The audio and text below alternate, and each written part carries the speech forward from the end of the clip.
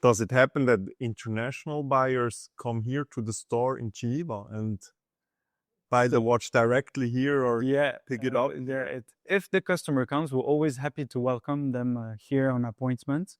And it's cool because as soon as you enter here, you kind of you discover like a really like it's a old atelier where there are watchmakers around, many tools, and it's very lively.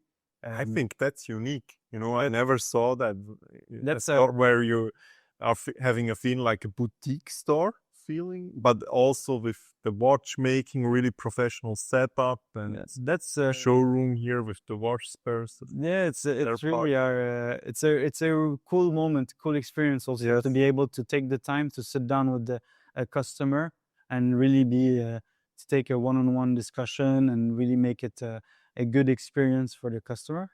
And which is what is cool is that as I'm a young collector, I'm only 24 years old, I come across many older collectors that have been collecting for more than 30 years. Yeah. So I wasn't even born and they've been collecting watches.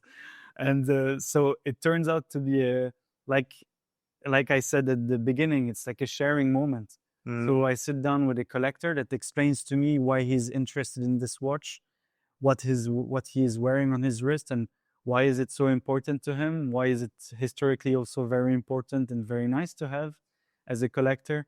And it turns out that at the end of an hour discussion, well, the client told himself why he wants to buy the watch. Yes. So I did not act at all as a seller.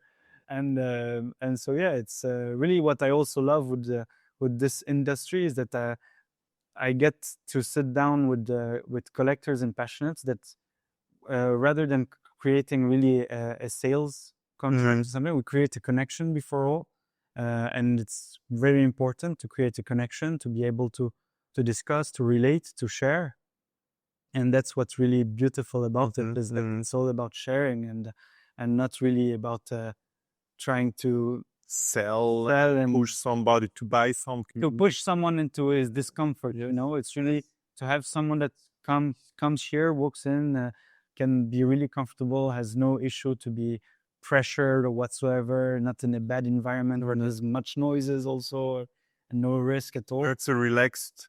Exactly. Yeah. It's really when environment, you feel comfortable here, sitting here and talking about watches. Yeah. And in the end, maybe you buy your watch. That's exactly, and that's the really main objective. When I welcome someone, it's really try to get on to know the client before then really just doing something really quick. It's really getting to sit down and because our selection, we selected the watches ourselves, so we love the watches we select and we offer. So there's also a story that we'd like to explain also to the customer that comes to see the watch. So yeah, it's a cool thing to do. And where do you see the future of watch spare of the company? So the next few years, you know.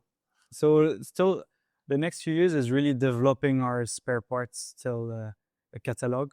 We're really our main objective is really the catalog and of spare parts and watches, because it's both things that we really enjoy. When we receive a watch that's a bit in a bad state, it's a cool adventure to be able to try and find how can we propose it to our customers in a great condition, like the watches that we have a bit here, and also it's really focusing on the spare parts, building a strong relationships with other watchmakers around the world, trying to really develop our catalog of old calibers, because there is demand, and the demand is just growing. So there is no holding back regarding this part of our business, and enjoying selling watches. We've been for me, I've been working here for 2 years, and for 2 years I haven't felt any pressure or a bad moment, or I did not want to come, or it's holidays and I'm here. Yes. And I'm not here because we're doing the podcast. I'm here because I was here before, and I was working because I'm happy to spend and give the hours to develop something that I've built with all the help of Nicolas and the watchmakers with us. Mhm. So yeah, it's kind of the. So yeah, I hope in if you were to ask me in 5 years where we would be with Spare, our objective is to be really the first platform of spare parts around the world, and also with a good catalog of watches, and Mhm. so people can find all the things that they're searching regarding watchmaking on our website. I've launched recently a catalog under 1,000 Swiss francs. So we have watches that are under this price, under 1,000. And so the objective was really to open and to broaden our our customers, to Yes. be able to let any budget come in here and have fun. To Yes. find Oh, that's amazing. watches that are around 500 watches that are 500 francs that are unusual. Mhm. So yeah, it's That's amazing. I think that gives a lot of people the opportunity to enter this passion, to exactly. Well, I think about me maybe I'm 24, so 4 years ago when I started collecting. I started with watches that cost me 40 francs, Yes. 50 francs, and 100 francs, and then after saving for 3 months, and I spent maybe 300 francs, and I mean, I think about myself, and I tell like I would be happy to know that a collector that's 20 years old can come into Watch Spare and buy his first watch, a vintage watch with a great service and to a certified place. Mhm. So with a good experience. And that is the thing. It's important with us is you'll see online that we treat every watch, even though it costs 200. The sale tag is 200 francs, or the sale tag is 5,000 Swiss francs. The watch will have the same treatment. It will go through the same cares with the watchmaker. Will be taking the same pictures. There will be no difference. It's really the objective to offer a good service for any type of price tags and get customers. I don't know. Do you already have a YouTube channel or social media channel where you talk about watches and show these beautiful pieces? No, Not. no. So You I should do developed that because you have a lot of things to show and a lot of stories to tell. You would be perfect to. Yeah, no, I've tried to develop. So I launched last year a TikTok account Yes. where I showcase the watches, but just doing wrist rolls and Yes. sharing the pictures. On Instagram, we share also many the pictures and the videos of those watches, and we're trying to also develop more about showing ourselves more to the camera. Try to explain more about historical points regarding the watches, also what has been done by our watchmakers, because not all the watches online came like this. They're not presented as beautifully as they are right now. Yes. They all went through hard work with the watchmaker. So yeah, it's in development. Okay. Our objective I'm looking is forward really to it. If you start doing them more, then and I would follow.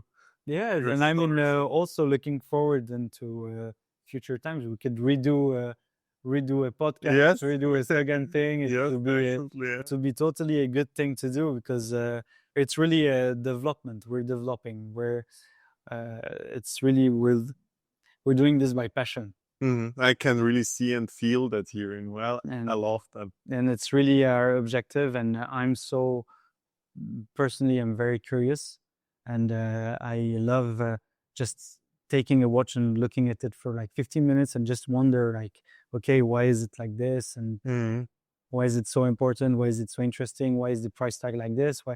And I mean, how does it work? There are so many things that happen, and it's so interesting that it never stops. And it's a learning curve and it's non-stop growing. So it's really cool. And if our listeners want to go to your website, what's the name of your website? So it's watchspare.com. And there they find the library with your whole knowledge, or so there they'll find our the boutique. So there will be the different categories where you'll be able to find the watches. There is also a part that's really cool that we developed, is the archives. It's where you can see all the watches that we already sold in the past. And it's also something that maybe another advice I would give to your friend that sees. Yes. It's also cool to see when a dealer shows his archives Yes, I Uh, never thought about that. Yeah. it's a way also to see the experience they have, which Mhm. type of watches they have already sold in the past, and it's a cool thing to see, to be able to value. Okay, well, I seen that they sold many watches in the past, and those are really particular watches. So it's really cool to see that they've had this experience, Mhm. and to know that there is an entire team behind of watchmakers and professionals. So yeah, it's online. You'll find this archives, the catalog of the watches. Also, there's one the watches under 1,000 Swiss francs. All our spare parts category. Also, we offer professional tools. We have we're not, I cannot say sponsored, but we work with a watchmaking tool brand that And you sell these and we tools. sell their tools online. You use them and you sell. Exactly. Yes. Exactly. So you can also a watchmaker around the world on our website can find the tools that he maybe needs also. So these are also available, and then we're still developing our entire catalog. So it's gonna be non-stop.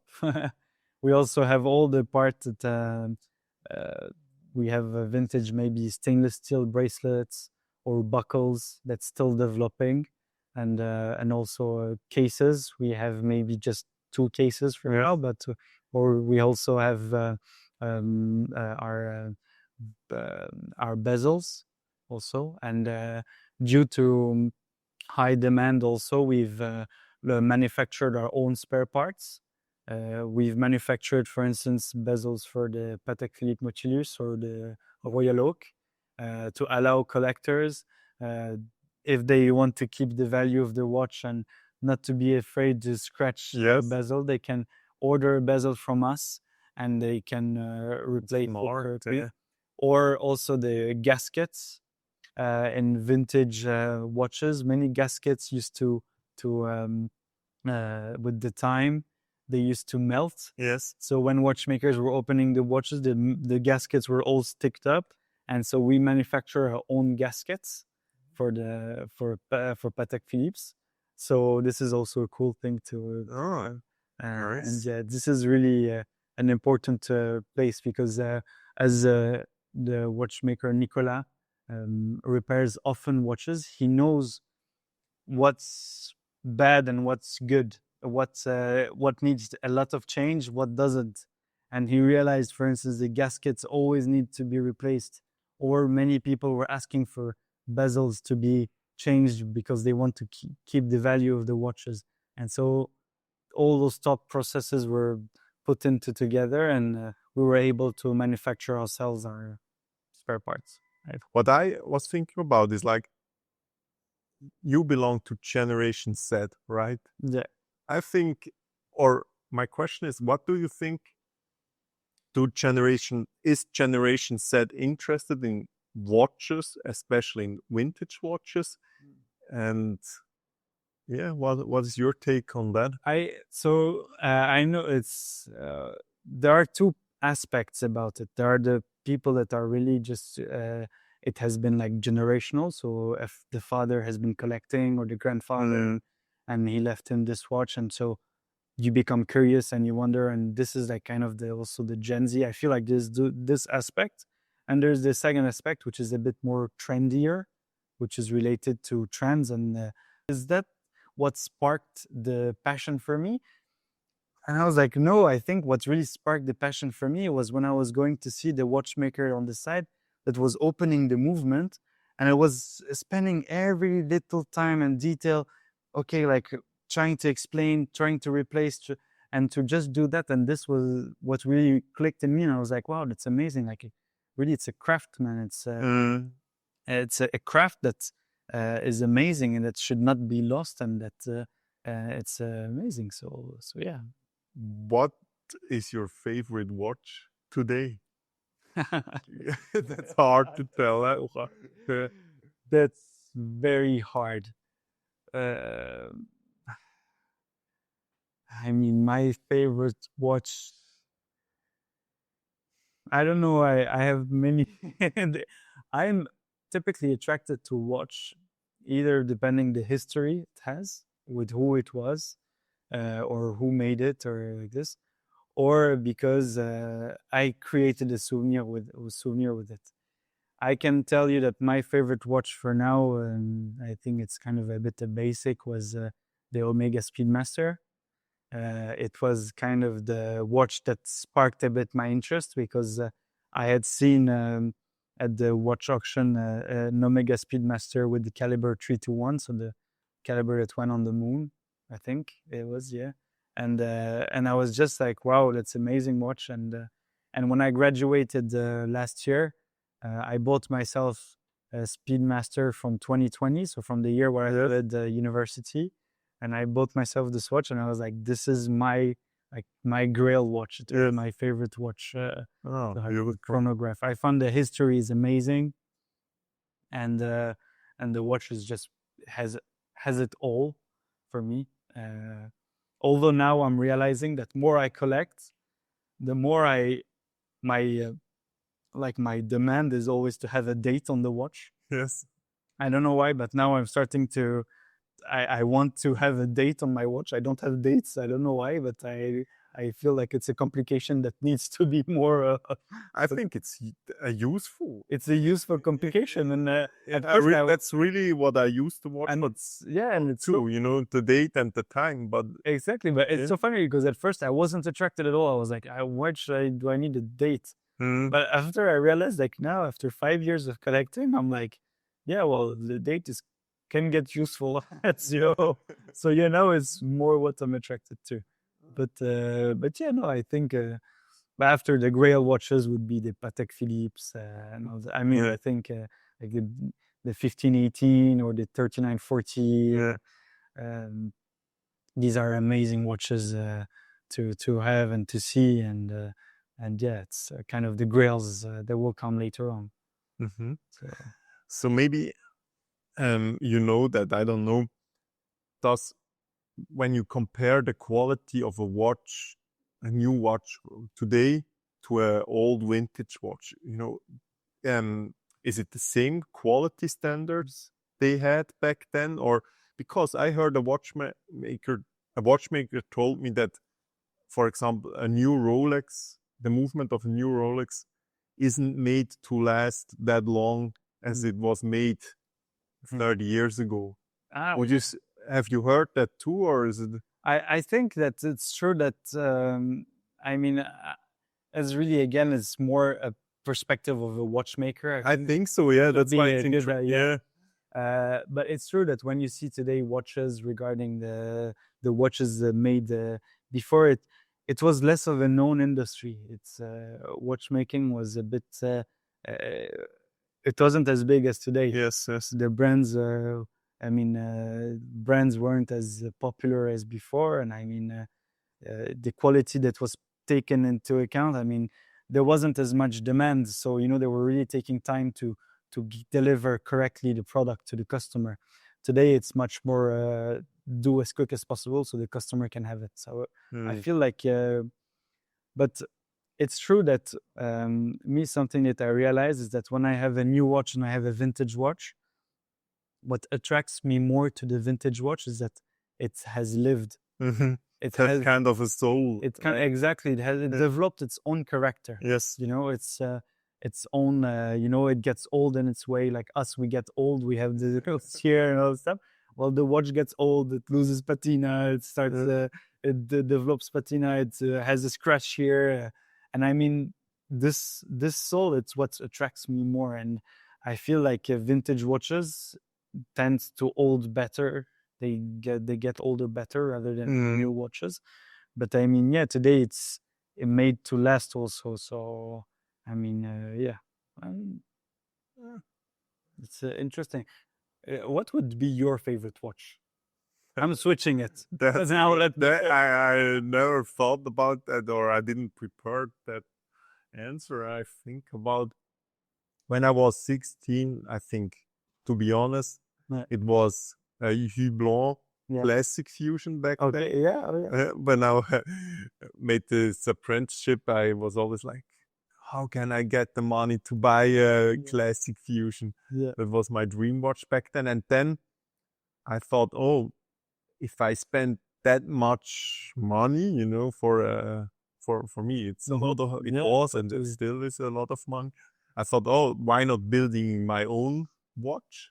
So I started to design it, and today it would be easier, I think, with the tools. You know, I had to start to learn 3D sketching, Yeah. 3D tools. Yeah, you have. So it was a big challenge, and I didn't manage to really get the design that I had in mind, or the ones that I sketched from my hand. So I stopped with that project. Maybe in some years I will continue with that. Yeah. Not for, I never want to sell that watch. I want Just to have your my own. own watch, you know, in kind of perfect watch for me. Yeah. You know, and so today I don't have a Grail watch, I think, because after the Hublot Classic Fusion, I switched to the Nautilus. Yeah.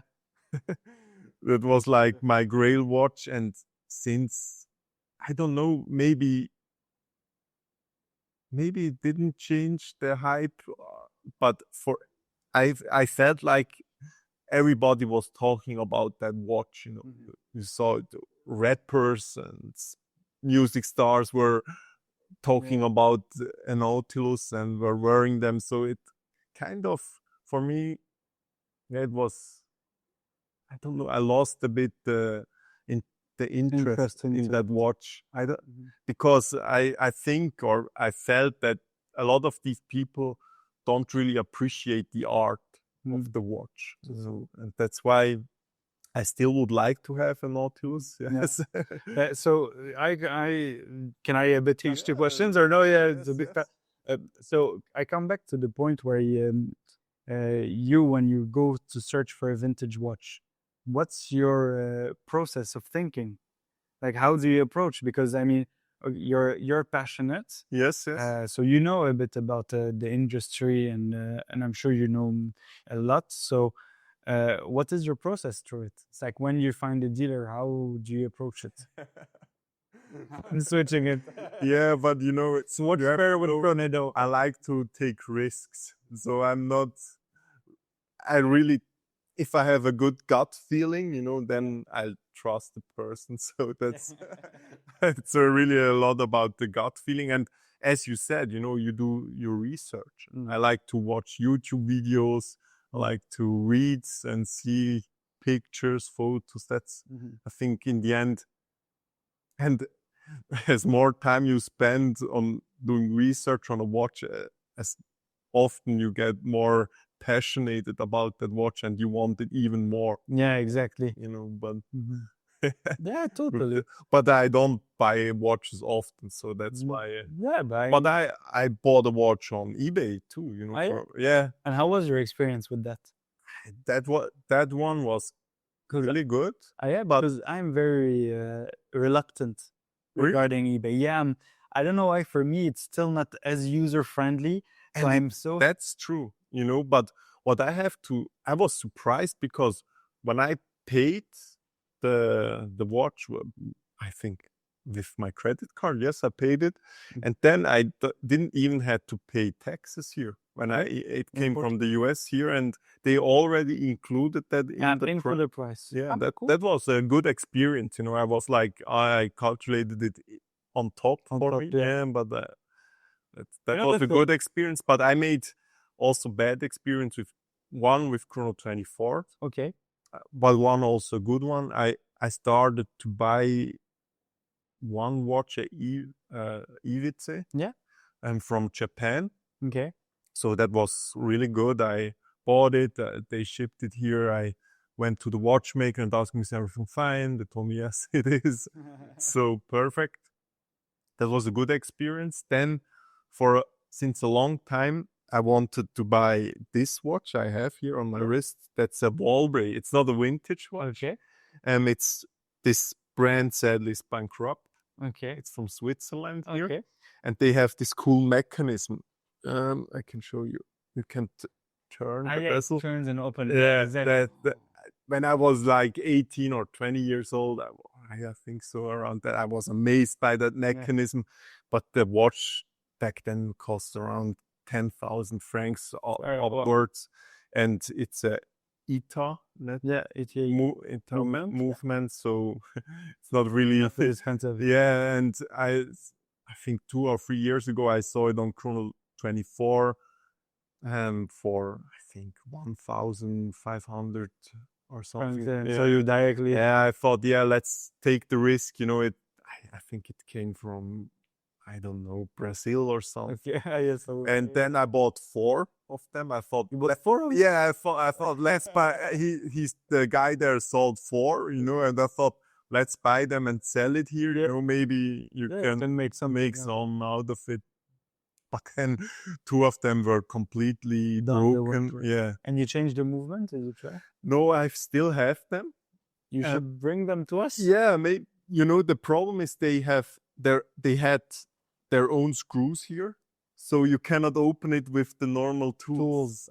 So you need to have the specific tools. So that's where I made a bad experience. Yeah, and one right now is in.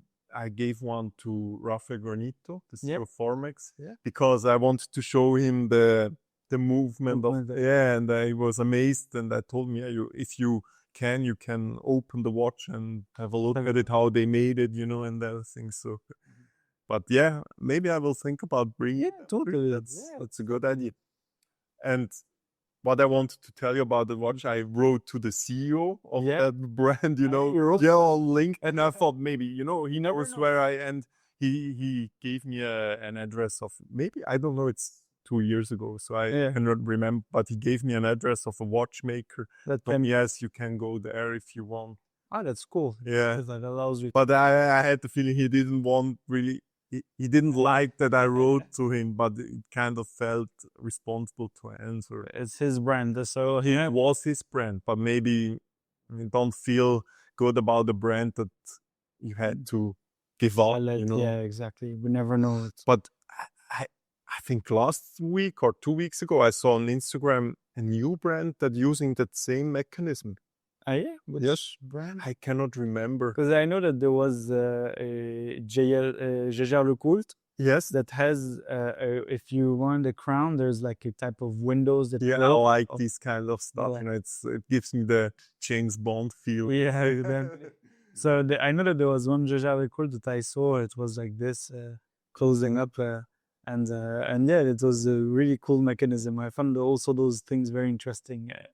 Yeah, it's like art, you know. In the end, I think he really had to think a lot about how he can implement that mechanism into a watch. Yeah, it's like that's what amazed me. Totally. As you said, you know, if you look over a shoulder of a watchmaker, it's amazing to see what. Exactly. Yeah, it's important also, you know, when you're passionate and you really want to understand a bit more, it's important to be able to watch a watchmaker work on a movement to see what happened.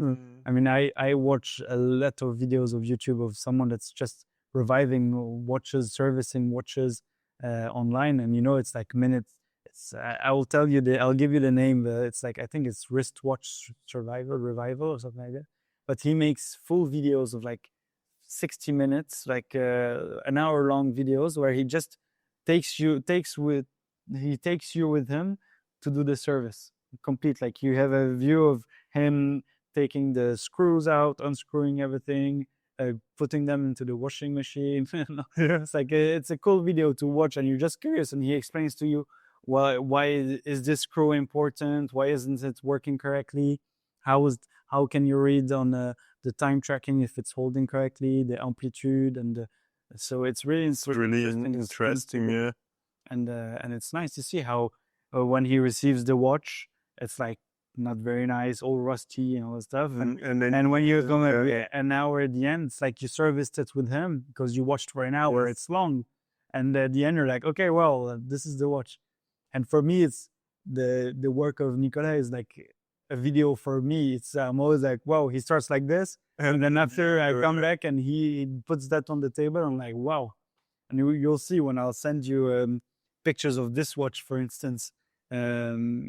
This is the Bulova jumping hour. It's Mhm. very.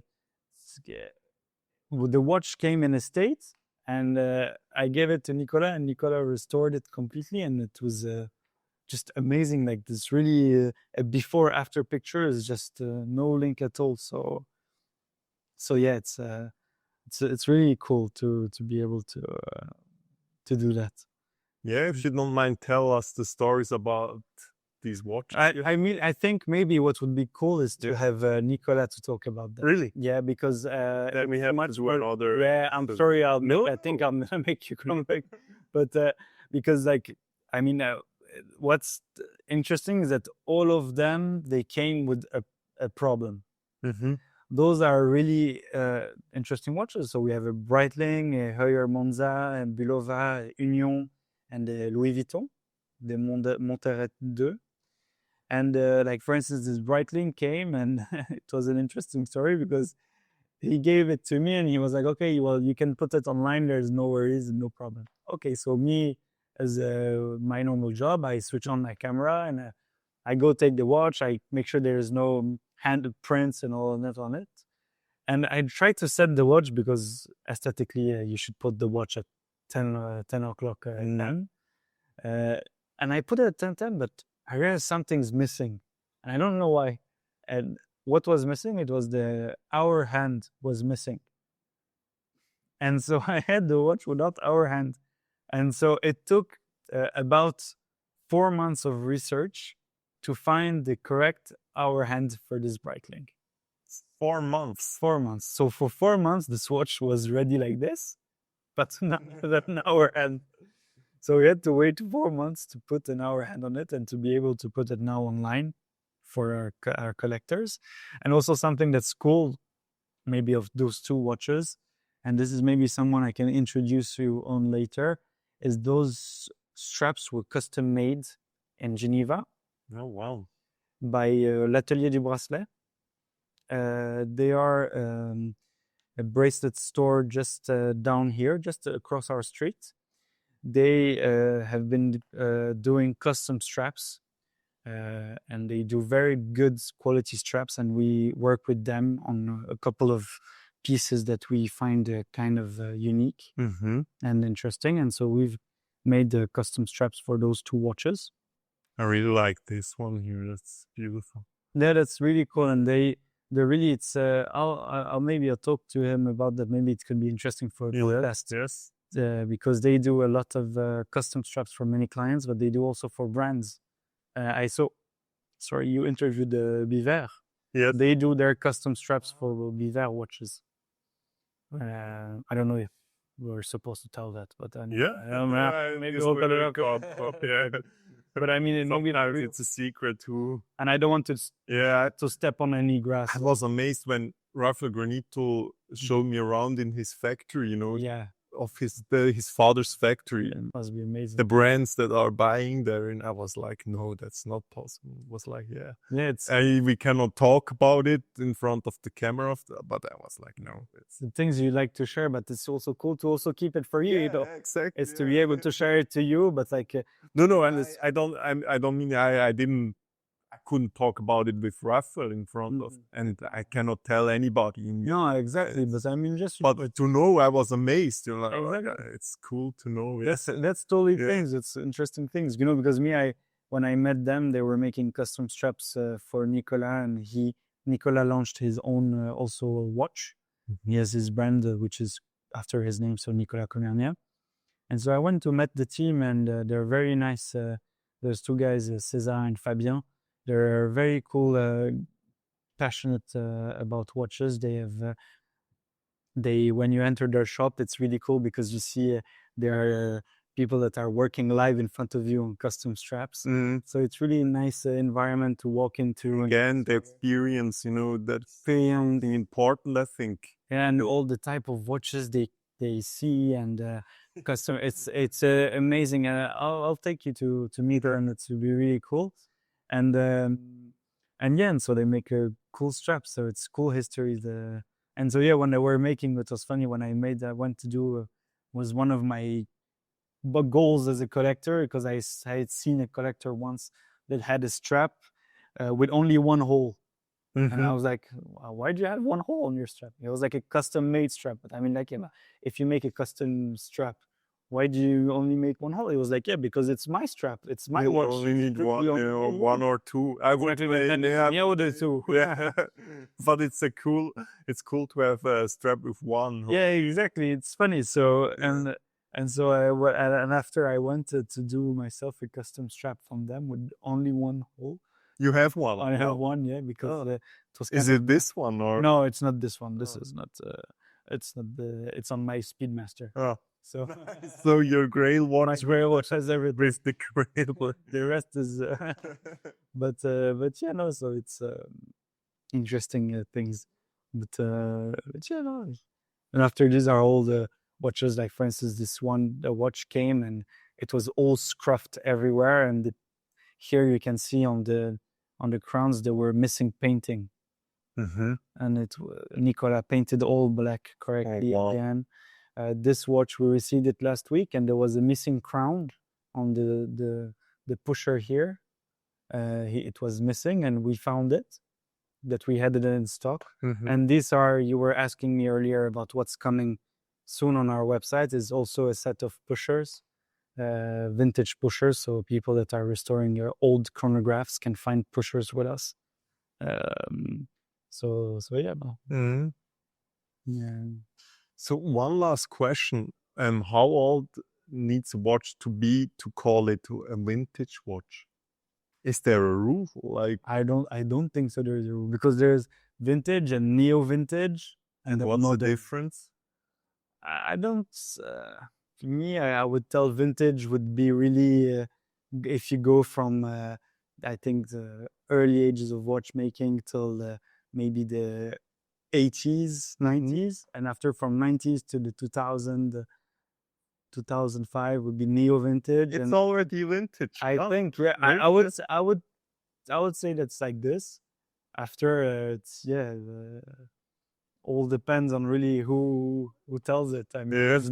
there's no like a rule. It's a bit kind of everybody calls it what they want to call it.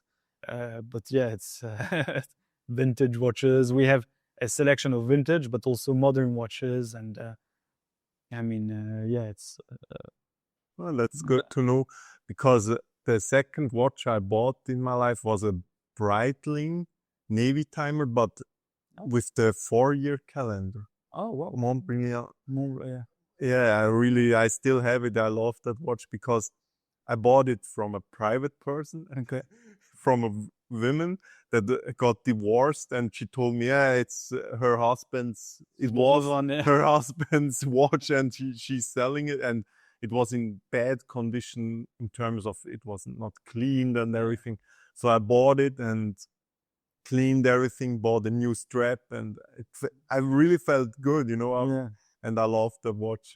Yeah, no. And now I know it's a vintage watch. It's a vintage. Yeah, because it's around, I think, 1989 or something. Okay, yeah. So I think now, I can call it a vintage watch. Yeah, it's vintage. Yeah, I mean, it's really depending on. And it's it's amazing to think about this watch still works, and it's older than me and you. I can wear it on the wrist, and it's exactly looks beautiful, and it works. That's what's also very cool and important, is that those watches are, they go through different wrists. Yes, they've lived so many lives, and yes, and it's amazing. So it's really cool that when you find a vintage watch beautiful, that you as a collector that you want it with you, so it can be a part of your life. Yes. So it's really cool, and after, I don't know if that also happens with you, but you find any reasons to buy a watch. Yes, so that's true. Yeah. So it's like a sickness all the time. We talk about it as a sickness. It's like, for instance, this is the Paul router from Universal Genève. Oh. And it was designed by Gérald Jonta. Mm-hmm. And he designed it when he was 24. And I got it for my 24th birthday. So that's so cool. So it's cool, but I mean, it's a reason that's kind of it's kind of useless reason, but I was like, It's a reason. it's a reason. I told my girlfriend, like, yeah, he designed it when he was 24. And I was like, yeah, but I mean, what's the point? I was like, yeah. She's right, but you're right too, you know, in the end. So yeah, so it's a funny stories, but yeah, it's interesting. So Oliver, thank you very much for that conversation. Thanks to you. If I'm allowed, I will come back in the future. Totally. We can continue that conversation. It's really it was really interesting talking to you. We will redo it. We'll redo it. I wish you a lot of success and good luck in the future with Watchspare and your life. And thank you very much. Stay in touch. Totally. Thank you. Thank you very much. Thank you for listening. Don't forget to join our community, the Chronedo Circle. Sign up for free at chronedo.com/community. In the Chronedo Circle, you'll get exclusive giveaways, limited promotions from my podcast guests, and access to community chats where you can connect with other entrepreneurs and watch enthusiasts. Does that sound interesting for you? Then head over to chronedo.com/community and sign up for free. Stay tuned, more episodes with exciting guests are on the way. See you in the next episode, and don't forget to follow me on Instagram and YouTube. I appreciate that. Thanks.